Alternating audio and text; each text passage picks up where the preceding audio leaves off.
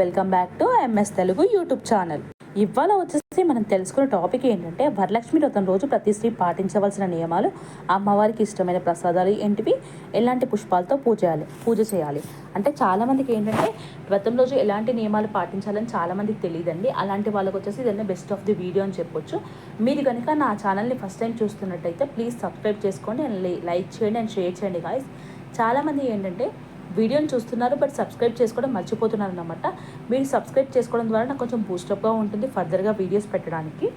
వరలక్ష్మి వ్రతం చేసుకున్న వాళ్ళు ఎలా అంటే ఆ రోజు ఆ ఇంట్లో వరలక్ష్మి వ్రతం చేసుకున్న వాళ్ళు ప్రతి ఒక్కరు ఎలాంటి నియమాలు పాటించాలనేది ఇవాళ ఈ వీడియోని షేర్ చేస్తానండి.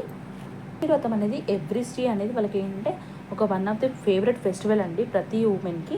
అంటే చాలా కొందరు ఏమనుకుంటారంటే డబ్బులు లేవని చెప్పేసి చేసుకోవడం ఆపేస్తారు. అలాంటి వాళ్ళు ఏంటంటే డబ్బులు లేవు, ఎక్కువ ఖర్చు అవుతుందని చెప్పేసి చేసుకునే వాళ్ళు కూడా చాలామంది ఉంటారు. ఏంటంటే పసుపు ముద్దలతో కూడా మనం ఏంటంటే వరలక్ష్మి వ్రతం చేసుకోవచ్చు.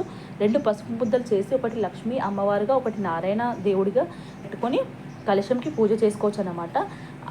మనం ఉన్నంత స్థితిని బట్టి కొందరు బంగారం నాణాలు పెట్టుకుంటారు, కొందరు ఏంటంటే పసుపు కొమ్ములతో కూడా మనకి ఏంటంటే వరలక్ష్మి వ్రతం అనేది చేసుకుంటూ ఉంటారు.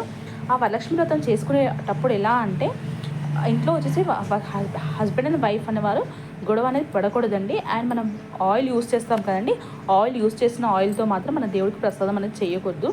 అండ్ వ్రతం చేసే వాళ్ళు ఏంటంటే ఇస్తరాకులోనే భోజనం చేయాలి. ఆ రోజు మొత్తం బయట ప్లేట్స్లో కానీ అలాంటి భోజనం చేయకూడదు. చాలామంది ఏం చేస్తారంటే అమ్మవారికి డబ్బులు దండంగా వేస్తారంటే మనీ అనేవి అమ్మవారికి మెడలో వేస్తారు. అలా అమ్మవారికి మెడలో మాత్రం అలా డబ్బులు మాత్రం వేయకండి, అలా వేయకూడదు. అండ్ వ్రతం చేసిన రోజు ఇంట్లో మద్యపానం కానీ మాంసాహారం కానీ అలాంటివి ఏమీ తినకూడదండి. మళ్ళీ నెక్స్ట్ డే ఉంటాం కదండి, నెక్స్ట్ డే రోజు కలశం తీసే లోపు మనకి ఏంటంటే ఆ రోజు వరకు కూడా ఈవినింగ్ టైంలో డోర్స్ క్లోజ్ చేయడం కానీ, డోర్స్ ఏమంటారు కొందరు ఏం చేస్తారంటే 5 కాగానే డోర్స్ క్లోజ్ చేసుకుంటూ ఉంటారు. అలా క్లోజ్ చేయడం లాంటివి చేయకూడదు. ఆఫ్టర్ 8 తర్వాత అంటే మనం సాయంకాలం 5కి ఓపెనే ఉండాలండి. 8 తర్వాత అంటే నైట్ 8 తర్వాత ఆఫ్టర్ ఏం చేయాలంటే డోర్స్ అనేవి క్లోజ్ చేసుకోండి. అప్పటి వరకు డోర్స్ అనేవి ఓపెన్ చేసే ఉంచాలండి. ఈ వాయనం అనేది కూడా కొందరు ఏంటంటే మధ్యాహ్నం టైంలో ఇస్తారు. అలా కాకుండా ఏంటంటే ఈవినింగ్ టైంలోనే వాయనం ఇవ్వండి, మంచిదన్నమాట ఈవినింగ్ టైంలో వాయనం అనేది ఇస్తే. అండ్ కలశము తీసే ముందు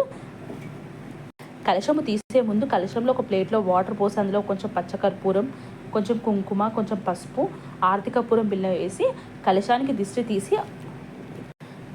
దిష్టి తీసి ఆఫ్టర్ దట్ దాన్ని ఆ వాటర్ని తులసి దళానికి పోయాలన్నమాట.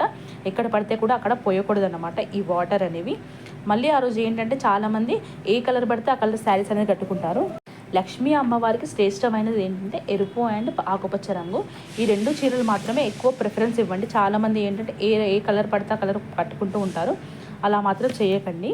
అండ్ మనం ఏంటంటే వరలక్ష్మి వ్రతం చేసుకునేటప్పుడు మనకు గుమ్మాలు ఉంటాయి కదండి, ఇరువైపులా గుమ్మాలు వచ్చేసి మనకి ఏంటంటే పసుపు రాసి అలా అలంకరించుకుంటూ ఉండాలన్నమాట.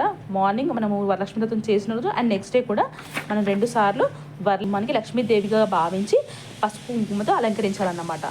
అండ్ వరలక్ష్మి వ్రతం రోజు ఏంటంటే కలశం అందరూ చాలా ఏం చేస్తారంటే ఇత్తడి ఇలా పెడుతూ ఉంటారు. రాగి లాంటి కలశాలు మాత్రం పెట్టకండి. పెడితే వెండిది పెట్టండి లేదా ఇత్తడిది పెట్టండి. ఇత్తడి కలశం, వెండి కలశం మాత్రమే యూజ్ చేయండి అమ్మవారికి వచ్చేసి.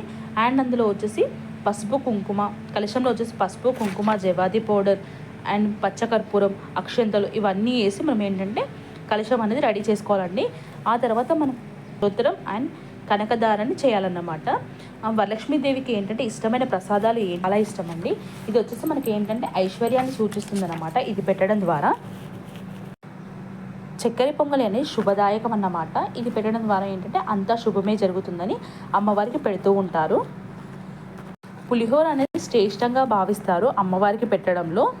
పూర్ణం కూరలుగా అమ్మవారికి ఎంతో ప్రీతికరమైన ప్రసాదాలండి. ఈ ప్రసాదాలు పెట్టడం ద్వారా ఏంటంటే కొందరు ఓపికను బట్టి పెట్టుకోవచ్చు, కొందరు ఏంటంటే 5 రకాల ప్రసాదాలను చేసి పెట్టుకోవచ్చు, కొందరు ఏంటంటే ఒక ప్రసాదంతో కూడా కొబ్బరికాయ పండ్లతో కూడా మనం ఏంటంటే అమ్మవారికి వరలక్ష్మి వ్రతం చేసుకోవచ్చు అండి.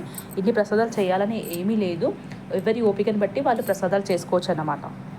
అమ్మవారికి వచ్చేసి మనం పుష్పాలతో పూజ చేసే ముందు మందార పుష్పాలు అంటే ఎరుపు రంగు పుష్పాలు, తెలుపు రంగు పుష్పాలు ఈ 2 రకాల పుష్పాలే అమ్మవారికి ఇష్టం అన్నమాట. ఈ 2 రకాల పుష్పాలతోటి మాత్రమే పూజించండి. కొందరు ఏంటంటే బంతిపూలు అలా యూస్ చేస్తారు. బంతిపూలు పూజకి పనికి రావండి. చాలామంది ఆ విషయాలు తెలియక బంతిపూలతో పూజ చేస్తారు. అవి డెకరేషన్ పర్పస్గా యూజ్ అవుతాయి కానీ అమ్మవారికి అనేది బంతిపూలు అనేది ఇష్టం ఉండదండి.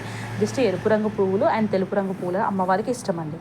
అమ్మవారికి వచ్చేసి తాంబూలంగా అరటిపళ్ళు, గాజులు, పువ్వులు, ప్రసాదం అండ్ అలాగే కుంకుమ, పసుపు ఇలా ఇలా ఇవన్నీ ఇవ్వాలన్నమాట.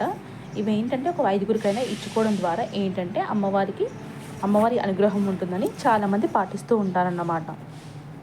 థ్యాంక్ యూ అండి. Thank you for the watching my video అండి. ప్లీజ్ సబ్స్క్రైబ్ చేసుకోండి, లైక్ చేయండి, షేర్ చేయండి గైస్. Thank you.